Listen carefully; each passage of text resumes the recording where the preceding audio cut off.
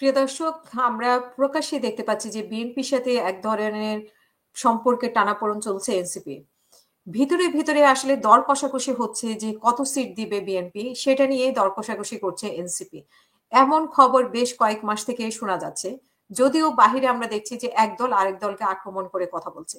বিএনপিও আসলে রাজি তাদেরকে ছেড়ে দিতে, কোনো ঝামেলায় না জড়াতে, ভালো ভালো নির্বাচন হয়ে যাক, বিএনপি যে কোনো মূল্যে নির্বাচনটা চায় এবং কেউ যাতে এখানে বাধা সৃষ্টি করতে না পারে তার জন্য এনসিপিকেও সন্তুষ্ট রাখতে চায় বিএনপি। তো সেই হিসেবে এনসিপির সাথে আসলে দর কষাকষির বিষয়টা চলছে।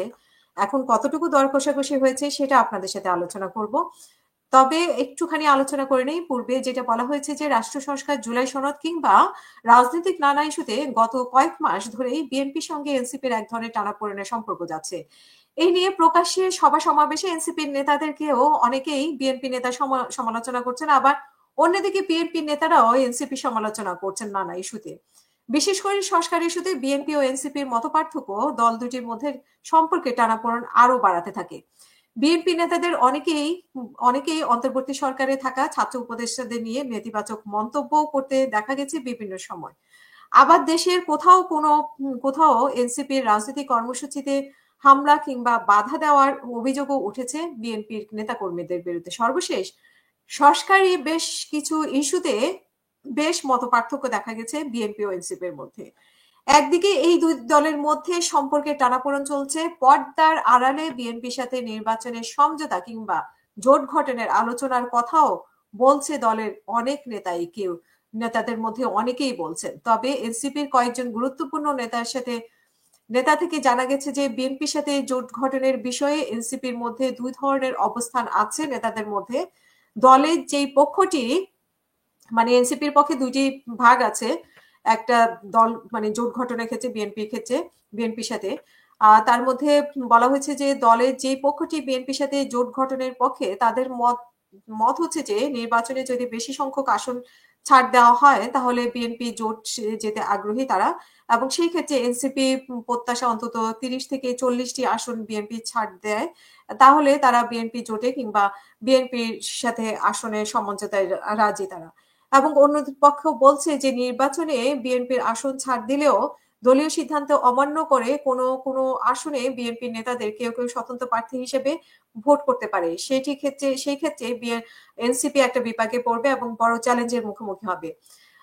এনসিপি সিনিয়র যুগ্ম আহ্বায়ক আরিফুল ইসলাম আদিব বলেন যে আপাতত বিএনপির সাথে জোট বা আসন সমঝোতার কোনো বিষয়ে সিদ্ধান্ত নেয়নি। তবে শেষ পর্যন্ত এনসিপির সাথে জোট বা সমঝোতার সুযোগ আছে সেটি বলেছেন বিএনপির নেতাদের কেউ কেউ। এই নিয়ে অনানুষ্ঠানিকভাবে দুই দলের নেতাদের মধ্যে যোগাযোগ হচ্ছে বলে জানা গেছে এবং বিএনপির একটি সূত্র জানিয়েছে যে এনসিপি 20টি আসন বিএনপি ছেড়ে দিতে পারে। এর মধ্যে বিএনপির পুরো সমর্থন পেলে, বিদ্রোহী প্রার্থী না দাঁড়ালে 8 জন প্রার্থী জয়ী হয়ে আসতে পারে বিএনপির প্রাথমিক তথ্য অনুসন্ধানে ধারণা পেয়েছে।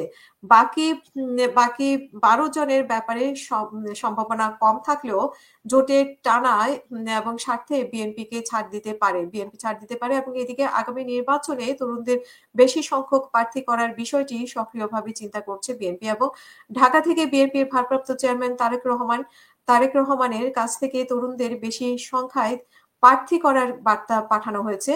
দলের দায়িত্বশীল একজন নেতা এই বিষয়টি নিশ্চিত করেছেন এবং তরুণদের বেশি সংখ্যক প্রার্থী করার বিষয়ে মাথায় রেখেই তরুণদের দল এনসিপিকে বিএনপি তাদের নির্বাচনী জোটে টানার চেষ্টা করা হচ্ছে বিএনপি থেকে।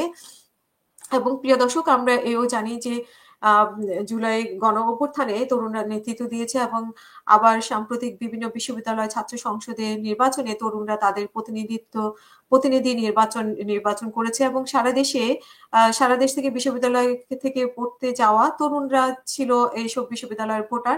এবং সেখানে আসলে তরুণদের একটা প্রাধান্য, মানে তরুণদের প্রাধান্য কেন্দ্রিক রাজনীতি এখন বেশ চাঙ্গা হয়ে উঠেছে। সেই ক্ষেত্রে তরুণদের কথাই বেশি মাথায় রাখছে বিএনপি এবং সেই ক্ষেত্রে সমঝোতার সমঝোতার দর কষাকষিটাও সেভাবে হয়তো সেটা মাথায় রেখে হচ্ছে এবং এইসব বিষয় বিবেচনা করে তারেক রহমানের কাছে বার্তা পাঠানো হয়েছে ঢাকা থেকে। তারেক রহমানের কাছে লন্ডনে বার্তা এসেছে এবং জুলাই সহ 17 বছরের হাসিনার ফ্যাসিবাদী বিরোধী আন্দোলনে সক্রিয় ভূমিকা পালনকারী তরুণদের বিশেষ ভূমিকা আছে।